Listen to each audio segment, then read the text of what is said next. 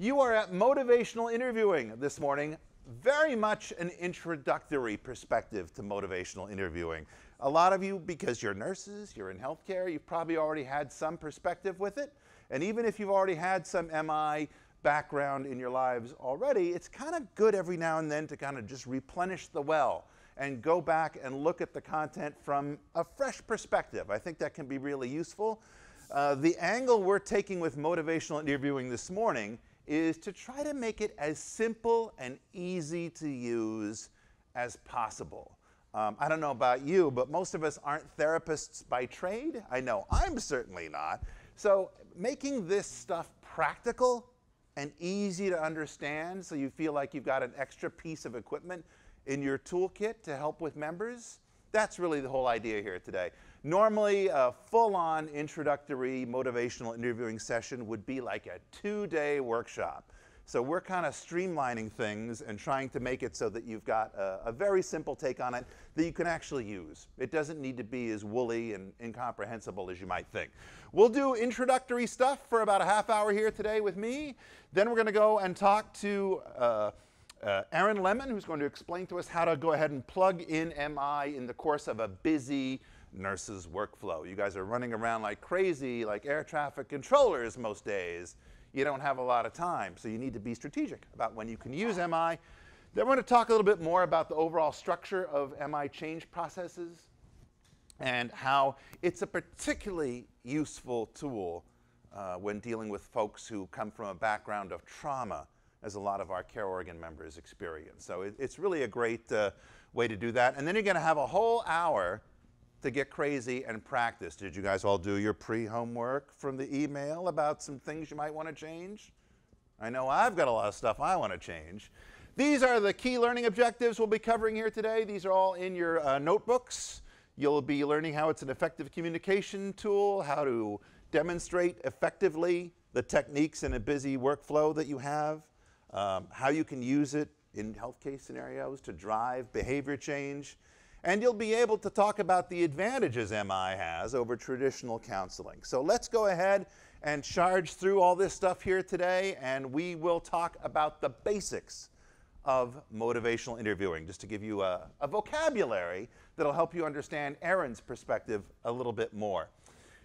So I don't know about you, but I tend to really idolize nurses and hold them up on a big pedestal because I see what you guys do, and it's frankly humbling. There's not just one thing you're doing typically, there's 30 things you're doing. And what I see time and again in healthcare is you folks look at somebody and very quickly you're able to see, I know what needs to happen with this person. I think that so often we are programmed right out of the get-go to want to jump in, roll up our sleeves, grab that person's arm, and fix them right away. Am I right? Absolutely. We want to get there and make a difference. We want to fix that person. It's almost impossible for us in our OCD programming to leave a person unfixed. We got to jump in there right away. Okay? So you guys are superheroes, right? Get the heck away from my patients. But with motivational interviewing, you actually need to check that impulse. Because the more you try to jump in there and fix somebody at the get-go, the less likely it is to work to your advantage, okay? I'm one of these people myself. I'm just like you. Because very often, personal experience is okay to share in here. Whenever my wife starts telling me about a problem or something that happened, right, I immediately start going off and riddling off a list of solutions to that problem. Well, what we need to do is this, and you need to call these people, and is this sounding familiar to you from either your own experience as husbands or from what you experience as spouses? And my wife will often say to me, I don't want you to fix my problem. I just want you to listen to me. And for the first few years, I was just like, what? That's a weird, what? You don't want me to fix it. I'm programmed to want to fix it. And so it's the same thing. A lot of times our members and the patients we work with, they just want to be heard. And that's the key thing with motivational interviewing. You're doing less talking. Most of the talking is coming from the individual. It's a real reversal from what we're used to. And for change to be effective, we need it to come from the person. They need to articulate it. They need to say it out loud themselves. The fundamental tenet, as I hear myself talk, I learn my beliefs. And that's really the core of what holds MI together and what makes it different from traditional counseling. You're not really the didactic problem solver that you may be used to be that's the solution manager. You're more of a guide helping that person find what's inside themselves as their own inherent reason for change. So that's really the big deal here. Is a concept, this may show up in a spontaneous quiz at some point today, I don't know. But there's a thing called Equipoise. And what Equipoise is it's a deliberate decision you make not to use your professional skills or presence to influence that person. Because you do have this superpower. It's almost impossible to turn it off. But you're making a deliberate decision to keep the stick shift in neutral, regardless of how strong an opinion you may have about that person. Regardless of how crazy it makes you when you see them dangling a cigarette while they're pushing the stroller back and forth in front of you. You may be wanting to scream at them inside, but you're deliberately checking that impulse because of Equipoise.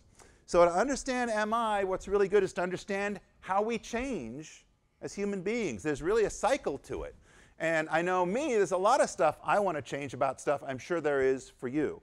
But misconception time, most people don't find change hard because they're just cranky individuals or they're lazy or they're in denial.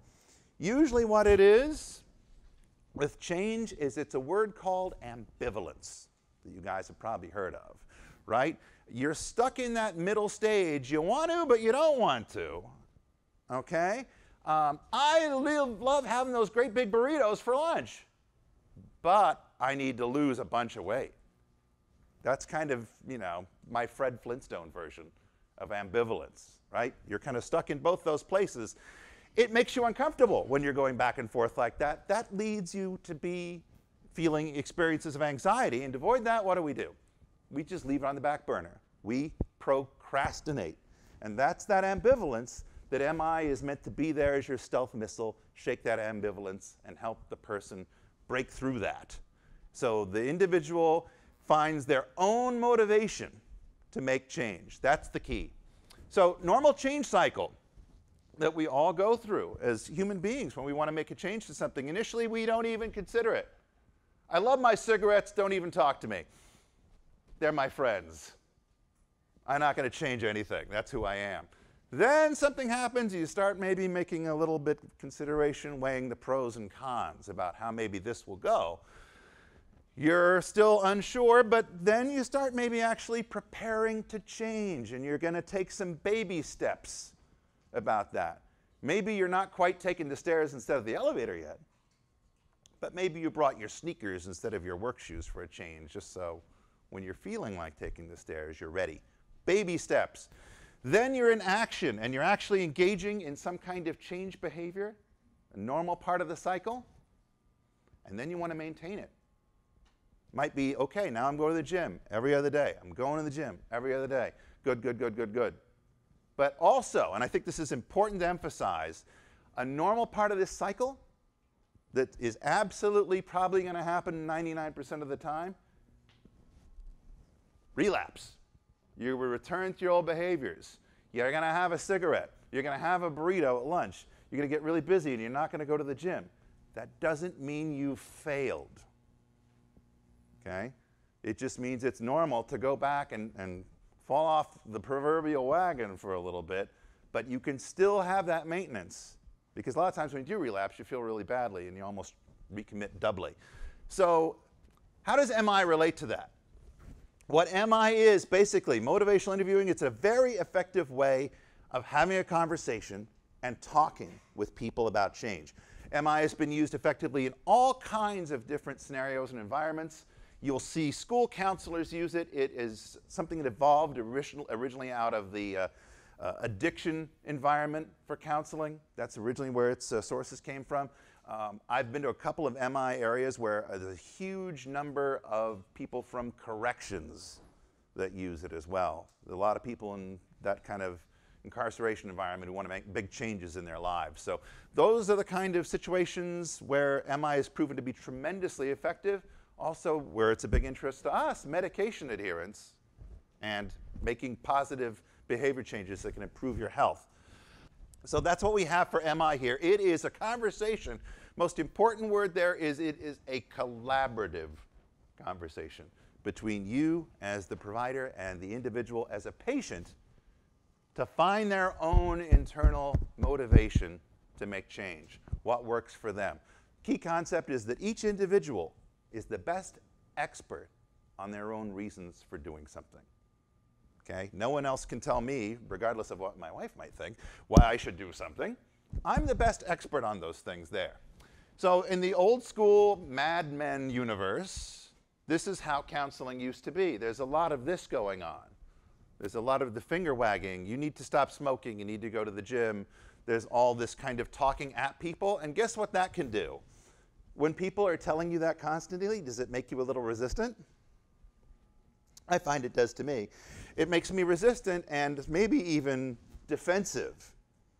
And I think that's important to keep in mind a little later on this morning when we start talking about folks who come from a background of trauma.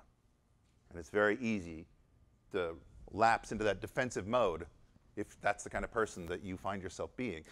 Motivational interviewing, it's a reversal. You're doing less work. The patient, the individual, is actually doing most of the talking there. And because they're the expert on their most personal circumstances, they know what makes them tick the best. You're just helping them find their own understanding for that need to change. So we're going to break apart the key parts of the MI toolbox for you into 4 simple compartments here today. There's core skills that are easy to remember with a very simple MI acronym called OARS. These are the 4 components that we'll talk about real briefly here this morning. And then you'll start finding out how you can use these. They are extremely simple and very practical. The first is open-ended questions. There's something called affirmations. Does everyone know affirmations? Old Saturday Night Live viewers probably do. Anything positive, though, that you notice about that person. Okay? They could be in a real challenging situation. But if they've made attempts in the past or accomplishments or prior successes, those are a great thing to acknowledge, and we'll talk more about that.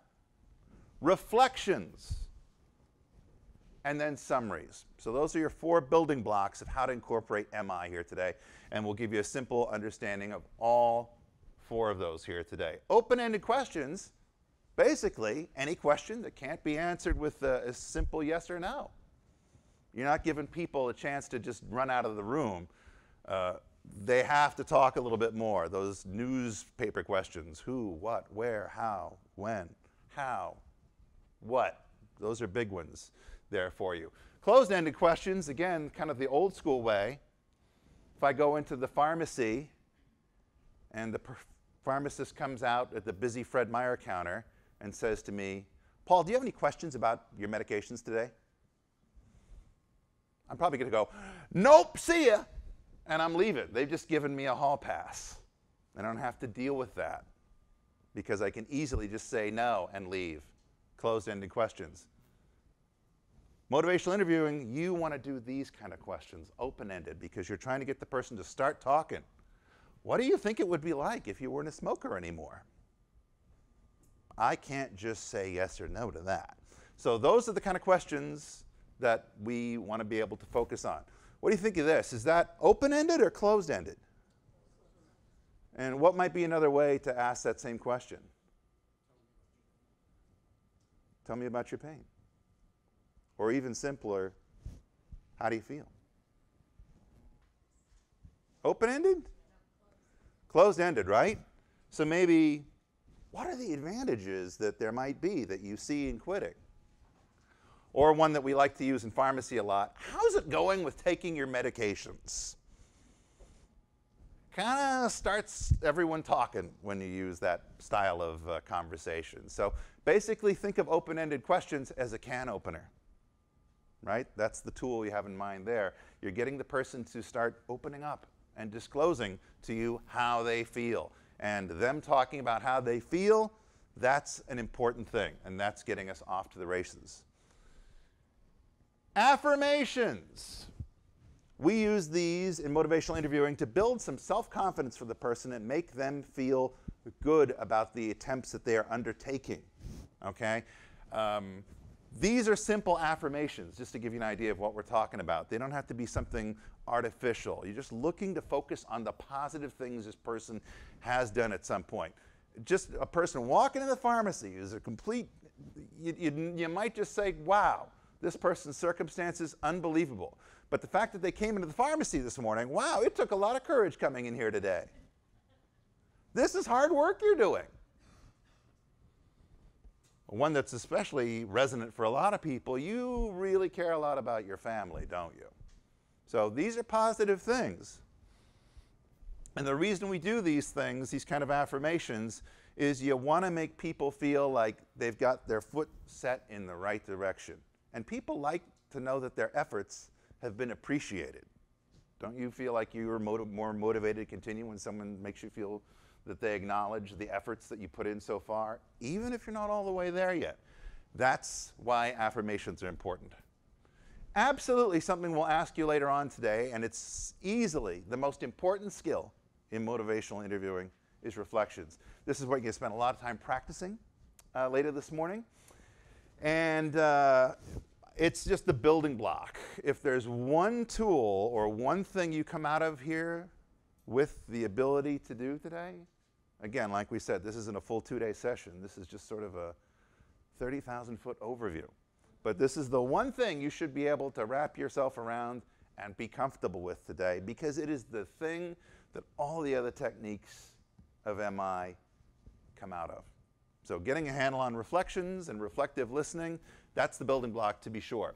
So the reason we use reflections, we want to be able to have that person feel that they've been understood. So you're kind of, in a way, paraphrasing what that individual said.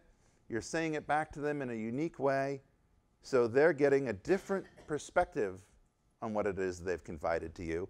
It's not really a question. It's done more as a statement, and it's the kind of thing that initially might feel a little awkward to people. But here's some examples of what it might be like. The person might say, I don't think I have high blood pressure. I feel just fine. So if I was reflecting that back to a person, I might say something like, you have some concerns and questions about this diagnosis. And a different slant. I feel worse on this medication. I don't want to take it anymore. You're worried about the side effect keeping you from taking this medications. Simple reflections. Very, very, very simple. They can get more complex over time, but what we're going to work on here today is just getting comfortable with doing these really, really stage 1 simple reflections. It's hard for me to remember to take my meds. I forget things easily by nature. It sounds like it's really challenging to remember to take your medications all the time. But by doing this, repeating it back in that way, you're building a little rapport with the person, but you're also kind of confirming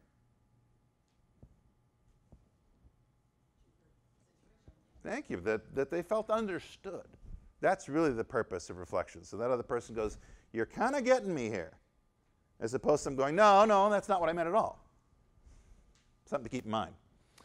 So ideally, now you do certainly use questions a lot in motivational interviewing, but ideally the ratio should be use twice as many reflections as you do questions, because reflections are another way to get that individual to open up. So really, really great, because then they're kind of hearing what they said.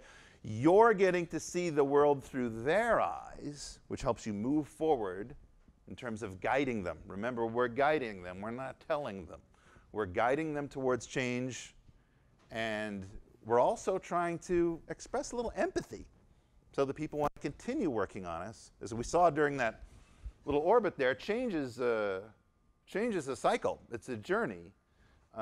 Very rare is the situation where one sit down in motivational interviewing is going to make a big change for somebody right away. It can certainly happen if somebody's at the right threshold, but consider this, all right? It's like I've had situations where I've talked to providers who started doing motivational interviewing with somebody, okay? Let's say, for example, a simple situation. Somebody's a smoker.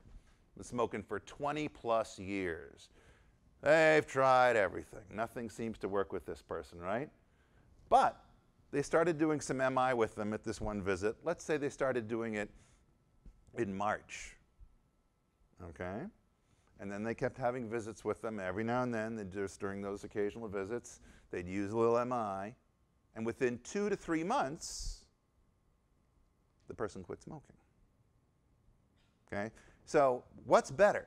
20 years of smoking with no change, no outcome that's good? Or maybe a month or two of patience, marathon, not a sprint, and actual change does occur. So you may say to yourself, well, I can't really get effective results in just one day. I don't have time for all that stuff because I got to be able to get results right away. But if you're seeing the same patients regularly over time, you know you're going to be seeing these same patients that come into the clinic between now and the next 6 months. You're going to see them at least 3 or 4 times. Plant some seeds, water them, start to use these MI techniques to guide them towards that marathon versus sprint perspective. You'll be surprised to see what happened. I know Erin's going to have a lot to say about that as too. So key thing to remember, twice as many reflections as you do questions. As I hear myself talk, I learn my beliefs. There is something inherently powerful about saying something you believe out loud. Studies even say that people who say things out loud, or they're telling a story to them, even if they know it's not true, are more likely to believe that it is, even if they really, really do know otherwise, than if they hadn't said it out loud. There is something powerful about articulating what you believe out loud that cements your inner convictions to that. It's a truly powerful thing. It's just that expression verbally that really cements things. So reflections, big deal. We'll definitely spend a lot of time playing with those today, hopefully having some fun doing it too. And then summaries. You've heard a lot of different statements from a person that you're working with, several different things from them. With summaries, what you're doing is you get a chance to start doing that guiding, because you're taking all those different statements and you're kind of giving them a little recap of what it sounds like the big picture is for where they're going. Does it make sense? Here's a handful of different situations. Let's pretend we have a person who maybe is thinking about a move from living independently, typical Medicare situation. Maybe they need to move to senior housing, something like that. So in the course of a couple of conversations or maybe a long morning, you've heard several different things. I don't want to move. I like my house, but I could maybe move to be closer to my grandchildren. I might have to change doctors, but I've really been worried about falling in this house, and I might be safer. So what a summary statement might look like is this, kind of starting to do the guiding, or using this to guide the person, to have all those pegs fall into place for them. If I understand you correctly, you've been thinking about moving to senior housing. The downside is you're going to have to find new doctors, and it would be unfamiliar to you. But you also think you might be safer in senior housing, and you could be closer to your grandchildren. In your decision-making process, do you ever do that thing where you make a little list, the pros and cons, and you're trying to see, it's like, what's the heavier side of the list? Maybe that's where I ought to go. It's kind of an audible way of doing that same kind of maneuver there. So summaries, positive thing. So those are the 4 components of MI. Those are the 4 pieces of pie that you want to get familiar with as you go forward.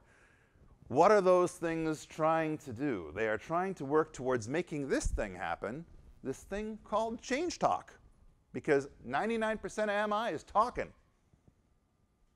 Talking that individual is doing. And what is change talk? We are trying to evoke this kind of language. I wish I could. The reasons I should. It would solve so many problems if I can do this. That's change talk. change talk is the kind of speech that favors behavior change starting to slide in the direction of actual actions towards change. That's change talk. So anything that you can do to evoke that and get the person to start making those statements, that's a good thing. And that's one of the key things that you'll see a little later. Reflections do so well, is evoke that kind of change talk there. But one of the main things that you want to do with change talk is not just evoke it, because that's a skill you got to learn by practicing. You do it over time, and you guys will do a little practicing of that today. You'll start to be able to get a handle on how to make that happen, what's effective to evoke that. Key questions can sometimes be really, when you're saving that ratio of 2-to-1 reflections versus questions, sometimes the right position question can just be the perfect thing to evoke a little change talk. But a key thing is not just being able to evoke it, but being able to recognize it. When somebody starts to make a statement, I wish I could do this. And we'll break it apart and see the different kinds of change talk that there are. It's a key thing, and you want to reinforce it, because here's the deal, and I think this is one of the fundamental concepts, again, of how motivational interviewing works. The more a person argues for making a change themselves, the more likely they are to follow through with it and actually do it. When you're talking out loud about something in your life and you want to actually make that change happen, turn the corner, if you're convincing yourself and you're actually articulating the reasons for it, you're way more likely to kind of nod, I got to do this thing, than you are to be convinced by another person who's telling you what you should do. So, key concept there. It's that articulating things out loud. As I hear myself talk, I learn my beliefs.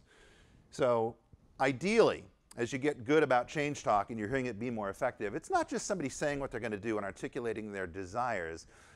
Good change talk that is actually effective is going to be the stuff that also has some options in there that shows how they could do it, how they could affect these changes. I know I can walk around the block 2 days a week. I could start walking around the block during my lunch hour.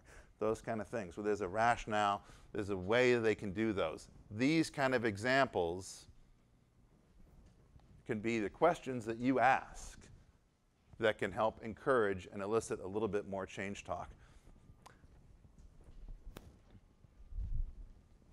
What are the reasons to change? What would some of the benefits be? What would be your first step? Are any of these questions closed-ended questions? No, these are all open-ended questions. And they're especially effective because you kind of got to acknowledge those things. By answering them, they're going to have to make some kind of a statement that's leaning towards a motivational recognition. So simple, but effective stuff. So here's the different stages or types of change talk you might run into in terms of emotional recognition. And a lot of times, you'll see in some of the MI articles, you'll see these first letters referred to as almost like an acronym of darn cat. You'll see that a lot of the times. But they're kind of moving from the top to the bottom in terms of likelihood of actual change happening. Initially, you might hear somebody, they're wishing, I wish I won the lottery. I wish I could exercise more. Ability, I can do that. I can walk around the block. I can smoke less. I can go to the gym. Reasons, most people know that smoking cigarettes is going to give you cancer. And then need's a powerful one, turning the corner. I need to quit smoking. I'm going to ruin the relationship that I have with my kids. And once you run into those reasons there and you've moved into those bottom ones, pretty soon from need, emotionally, you're going to make a commitment, and then you actually start taking those steps, those baby steps we talked about. I went all last week without stopping by McDonald's. I went all last week without having a burrito. Taking steps, important stuff, because then you're actually making action on that cycle, and you're getting close to the point where you're looking to just maintain that action. To sum things up, this is basically what motivational interviewing is all about. We talked about that ambivalence of wanting to go both ways, feeling conflicted about a change you want to undertake. We're talking about a big discrepancy or gap between where you are right now and that idealized future state you want for yourselves. We all have that, where we kind of imagine, gosh, you know what I'd like to be, how I picture things could be, if only I could get my act together. That idealized future state. Because when the individual is able to see that discrepancy between those idealized values and beliefs they have for themselves and what their current state behavior are, we're kind of programmed to want to resolve that discrepancy. When you see how I'm acting now is not in alignment with how I want to be. You can only maintain that ambivalence so long once you've recognized it. And that's what motivational interviewing should be doing. It's basically help you put a ladder across that bridge. So that's basically, in a nutshell, your opening salvo, where it gives you a kind of a simple view in terms of a lexicon to use to understand the core basics of motivational interviewing.